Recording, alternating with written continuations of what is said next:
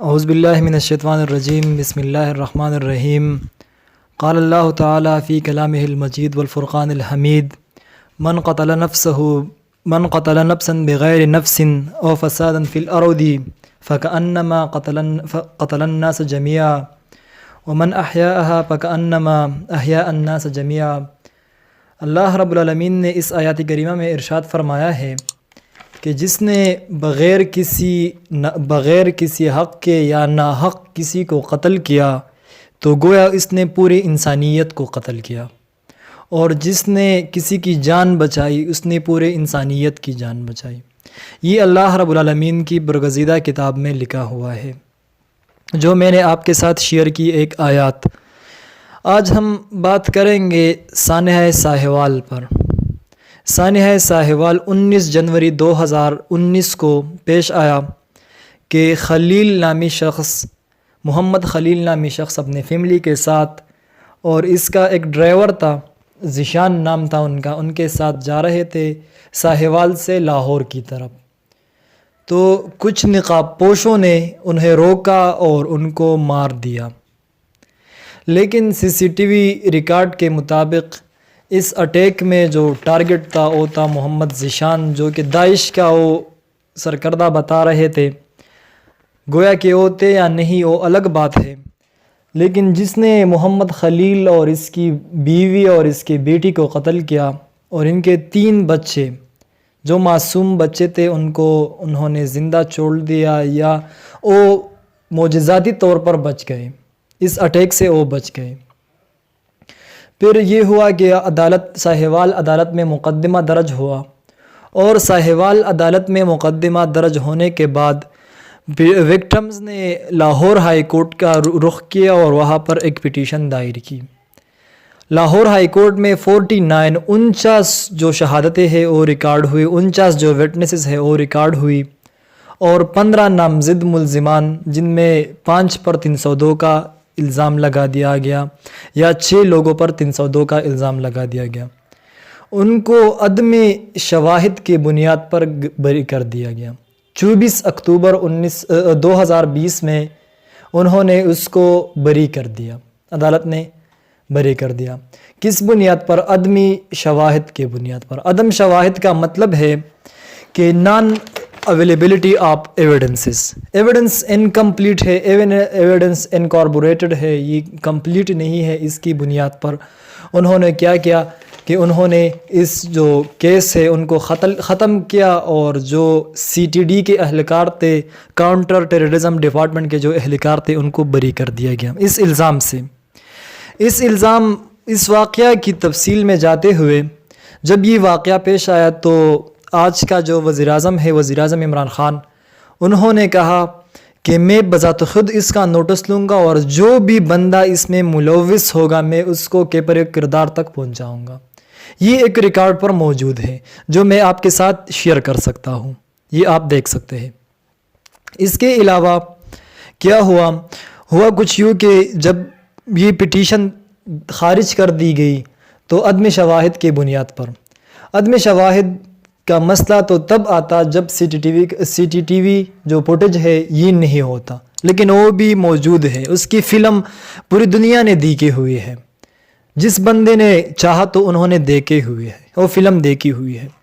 اس کے علاوہ اور کیا جب یہ مسئلہ پیش آیا، یہ واقعہ پیش آیا، تو اس وقت جو 3 بچے تھے، ان کا جو والد ہے یا ان کا جو ڈرائیور ہے، وہ کہتے ہیں کہ میرے والد نے اس اہلکاروں کو کہا کہ ہم آپ کو پیسے دیتے ہیں لیکن ہمیں نہ مارے، لیکن انہوں اس کو بھی مار دیا، اور ایک دفعہ دور سے مارا، تب جب ڈرائیور مر چکا تھا، ایکسیڈنٹ ہو گئی تھی، تب وہ نزدیک آ کے فائر کر دیا، اور جو گاڑی میں موجود 6 افراد تھے ان میں سے 4 کو قتل کر دیا گیا۔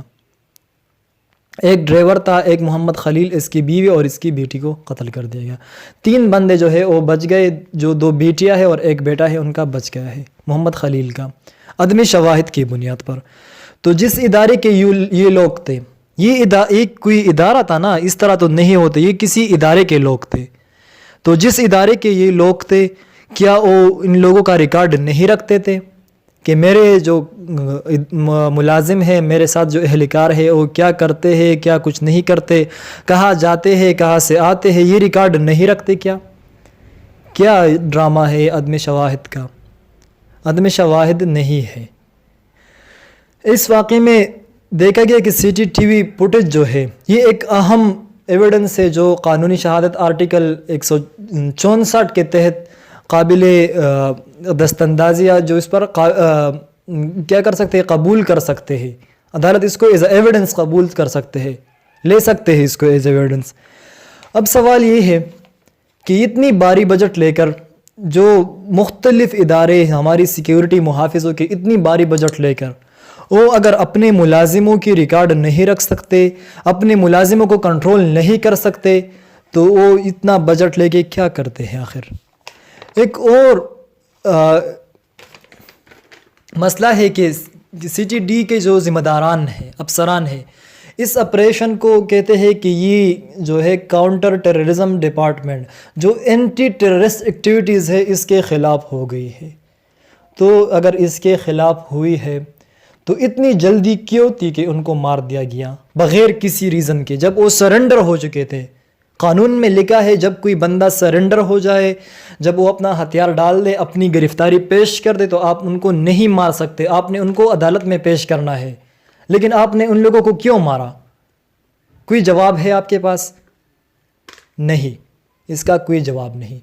کیا وردی والے جو لوگ ہیں، جو طاقت اور اختیار کے نشے میں اتنے مغرور ہے اور اتنے جو ہے خود سر ہو چکے ہیں کہ وہ جب شکار کھیلنے نکلے ہیں، سروں کا شکار کھیلنے، خون ان پر سوار ہوتا ہے اور وہ کیا کرتے ہیں کہ وہ معصوم شہریوں کو قتل کر دیتے ہیں۔ اور جب وہ معصوم شہریوں کو قتل کر دیتے ہیں تو اس واقعہ میں وزیر اعظم نوٹس لیتا ہے، جو وزیر اعلیٰ ہے وہ نوٹس لیتا ہے، لیکن 72 گھنٹے کے بعد جو رپورٹ پیش ہوتی ہے وہ کہتے ہیں کہ نہیں، یہ تو دہشت گرد تھے۔ اگر دہشت گرد تھے تو یہ عدالتیں کس لیے قائم کی گئی؟